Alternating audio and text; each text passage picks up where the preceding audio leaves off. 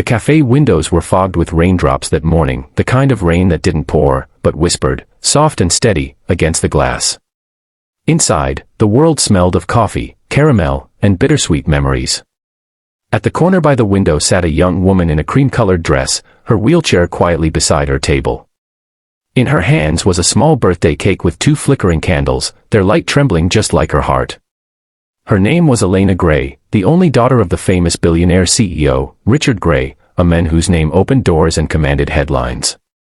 But in this quiet cafe, there were no cameras, no bodyguards, and no luxury cars waiting outside, only Elena, alone, staring at the cake that seemed to mock her loneliness. It had been 2 years since the accident. 2 years since her world, and her legs, stopped moving. Once, she had been a dancer, graceful, radiant, unstoppable. But now, the rhythm of her life had changed. The applause was gone, the spotlight faded, and what remained was a silence that even the rain couldn't fill. She whispered softly to herself, "Happy birthday, Elena," then forced a smile, blowing out the candles that no one else would see. But before she could take a slice, the cafe door opened with the sound of wind and rain. A tall man stepped in, shaking the droplets from his jacket. Beside him, holding his hand, was a little girl, maybe 5 years old, wearing a floral dress, her hair tied in uneven pigtails. The girl's eyes sparkled with the curiosity of childhood. She looked around the cafe, then suddenly spotted Elena's cake. Her little hand tugged at her father's sleeve. "Daddy, look. She has a cake. Can we have cake too?" The man smiled gently, lowering his voice. "Sweetheart, that's her cake. We'll order our own, okay?" But the little girl, like children often do, didn't listen. She walked right up to Elena, her tiny shoes tapping against the wooden floor. "Hi. Is it your birthday?" Elena looked up, surprised. She hadn't spoken to anyone all morning. "Oh, yes, it is." The little girl beamed. "Wow. Happy birthday. My name's Lily." Elena couldn't help but smile. "Thank you, Lily. That's very sweet."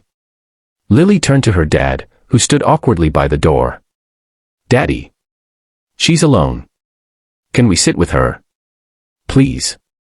The man hesitated. "Lily," he started, but Elena interrupted softly, "It's okay. You can join me, if you'd like."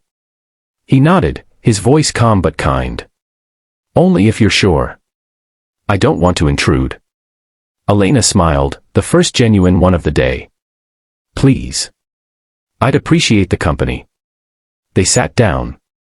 The father introduced himself as Daniel Brooks, a single dad, a construction worker who'd lost his wife 3 years ago to illness. Life hadn't been easy for him, raising Lily alone while working double shifts to keep food on the table, but he wore his struggles with quiet strength. "So," Daniel said, looking at the cake. "Big celebration today." Elena gave a faint laugh. "Not really. My dad's overseas. My friends are busy. I didn't want to make a big deal out of it." Lily gasped. "You can't be alone on your birthday. That's against the rules." Elena chuckled. "Oh really? I didn't know there were rules." Lily nodded seriously. "Yep. Rule number 1, birthdays need friends. Rule number 2, you have to smile. Rule number 3, there must be cake for everyone." Daniel sighed playfully. "Looks like you're stuck with us now." Elena laughed, and for the first time in months, her laughter sounded real. She cut a slice of cake and handed it to Lily, who clapped her hands in delight. As they ate, Daniel asked gently, "If you don't mind me asking, are you okay? I mean, I saw the wheelchair in." Elena nodded, her voice calm. 2 years ago, I was in a car accident. It left me paralyzed from the waist down. I used to dance, now, I mostly just watch the rain." Daniel's eyes softened.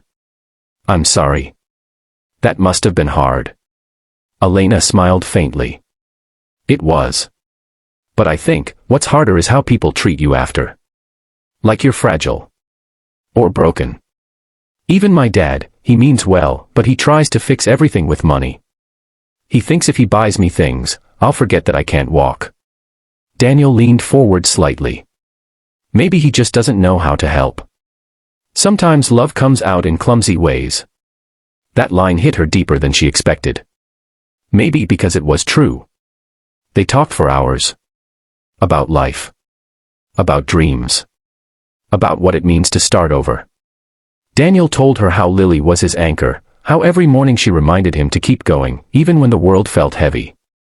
And as the afternoon turned into evening, the cafe lights dimmed, and the rain softened into a mist. Elena felt something she hadn't in a long time: warmth. Connection. Hope.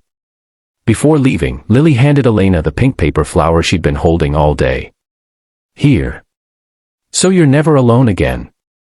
Elena took it, her eyes wet with emotion. Thank you, Lily. I'll treasure it. Daniel smiled. Happy birthday, Elena. I'm glad we walked in today. As they turned to leave, Elena called out, wait. She looked at Daniel, her voice soft but steady. Maybe next time, we can all have cake together again. He nodded. I'd like that. And then they were gone, out into the rain, hand in hand. Elena looked at the paper flower on the table. It wasn't expensive or fancy. But it was real. It was human. It was love in its simplest form. Later that night, her father called. His voice was hurried, distracted, full of meetings and mergers. Sweetheart, I'm so sorry I couldn't make it. I'll send you something special tomorrow, all right? Maybe a new car. Elena smiled softly. That's okay, Dad. I already got the best gift today.